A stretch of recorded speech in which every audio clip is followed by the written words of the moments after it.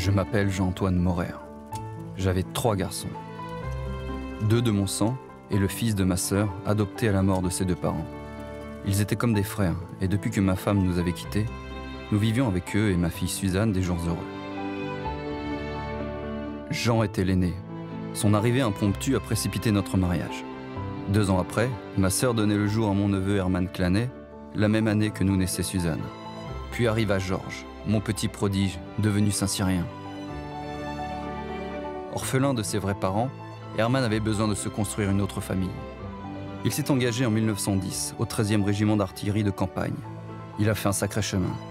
2 ans après, il était maréchal des logis.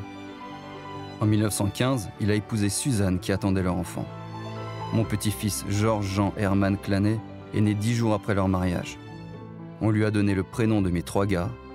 Peut-être qu'en notre fort intérieur, on savait déjà. En 1915, Herman est passé sous-lieutenant au 45e régiment d'artillerie de campagne. Nous étions fiers de lui. Mon Jean, lui, n'a pas eu le choix. Enrôlé pour son service militaire, il n'a pas eu le temps de le finir, qu'il était mobilisé pour la guerre.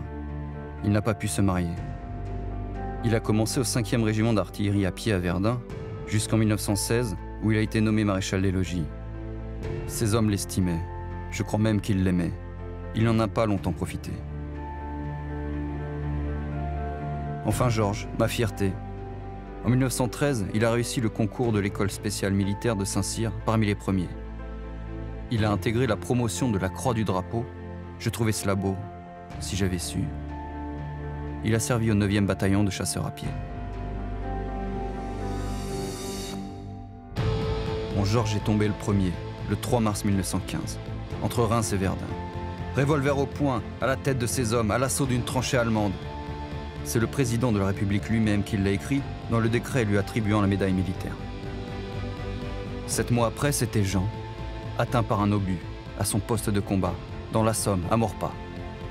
3 semaines plus tard, tombait Herman, à l'entrée d'une sape, sous les tirs de l'artillerie allemande, à 5 km de Jean.